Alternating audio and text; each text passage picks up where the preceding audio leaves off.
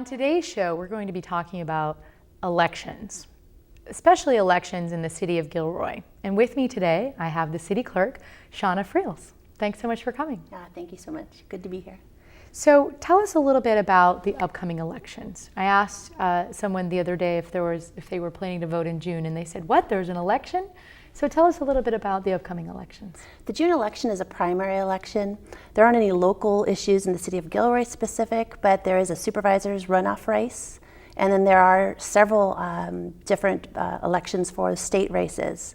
And most of those are specific to the parties and determining who will be on the runoff at the general election in November. And what are some of those positions that are being voted on in the primaries for the state? Our governor. It's a big one. Absolutely. Secretary of State, the treasurer, controller.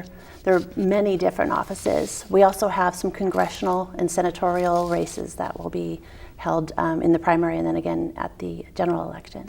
Now, have there already been changes in terms of the congressional districts, or are those still yet to come this year? I believe those are still yet to come. Still yet to come. Yes. So we might see some changes in terms of who represented us last year, and this year could be somebody different, or it could be a different district. Possibly. Okay. Possibly. So, and then what about November? There's some interesting things that are going to be on the ballot in November as well. For the city of Gilroy, that's really our election. That's the city's general election. We have 3 council seats that will be open. Nominees can pull papers in July of this year, and they have 5 weeks to circulate those papers. And we're hoping to have quite a great election this year. Now, are the incumbents running as well, or have they declared yet? I only have one incumbent so far who's stated to me that he's running. So we will hear about that probably in the news. About what time of the year will they start coming out saying they're going to be running for city council? Certainly in July. Certainly when papers are able to be pulled. Yes. Great. So tell us a little bit about who can vote. Just some kind of basic voter information for us. You have to be 18 years old the day of the election. You can register to vote 15 days prior to the election, and you can do that online through the Secretary of State's office or through the county that you live in. And you have to be a U.S. citizen. And I think that's really those are the primary qualifications to become a voter. What about people who have had past misdemeanors or felonies? Are they prohibited from voting? Yes, they are. Misdemeanors or just felonies? Felonies. Felonies only, okay. And then what are some of the deadlines? You mentioned there's a deadline 15 days before the June election. What is the actual date for that? So that is May 24th. May 24th. So you actually have to have filled out a voter registration form or gone online. Correct.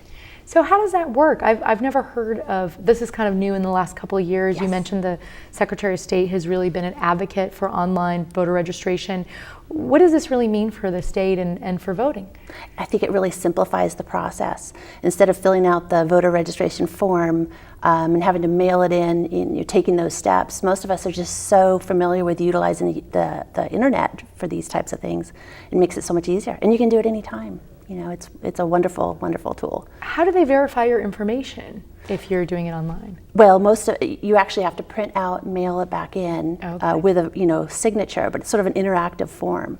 That's great. Mm-hmm. So that makes it easier for folks who have access and are using it every day. Right. That's great. So we talked a little bit about voter turnout, and I was really excited to hear that in Gilroy, a lot of folks come out and vote. Yes. What percentage? Our 2008 election, we had 86% of our voters come out and vote. Yeah, 55% of those were registered by mail, so they mailed in those ballots. So what percentage do you think are youth? Do you have any idea in terms of students or young people? That's really probably the biggest hole we have in our voters. We have the 18 to 24-year-old age group is just such an opportunity. Last election, 2008 election, we actually saw a huge gain in California, over 56% more registered voters in that age group. Wow, that's great. Yeah, it's wonderful. Really. And you mentioned why you thought that was happening. Why are people suddenly getting more involved? I think that just things are more accessible. I think the internet's obviously key. That generation really, that's where they get their information, and there's just so much out there. So presumably all the information about the elections for Gilroy is on the website. for the November election, but where can folks find information on the state elections? Secretary of State's website. Okay. Yeah. And we'll have that up so folks can go right to it from the show. So what about voting absentee or voting by mail? How does that work? The vote by mail process is fabulous. You can actually register to be a permanent vote by mail voter. And say you choose to vote by mail one election, but you actually want to go to the polling place the following election.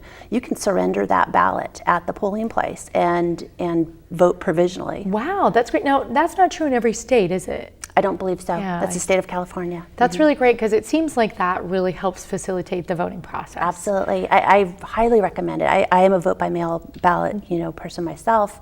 I'll go into the polling place, but sometimes the job keeps you there a little bit later than you expected, or you've got that opportunity to mail it in. So how does someone find out where their polling place is if they either want to turn their mail-in ballot in person or they want to vote on election day? We actually accept vote by mail ballots in the city clerk's office in the city of Gilroy at City Hall. And we have our ballot box probably about 3 weeks before the election up at our counter. So they can come in anytime, Absolutely. 3 weeks leading up to the election and vote. Absolutely. So you don't, sometimes people say, oh, I didn't have time to vote that day, but they've actually got a month, really 3 weeks to a month to vote. Sure.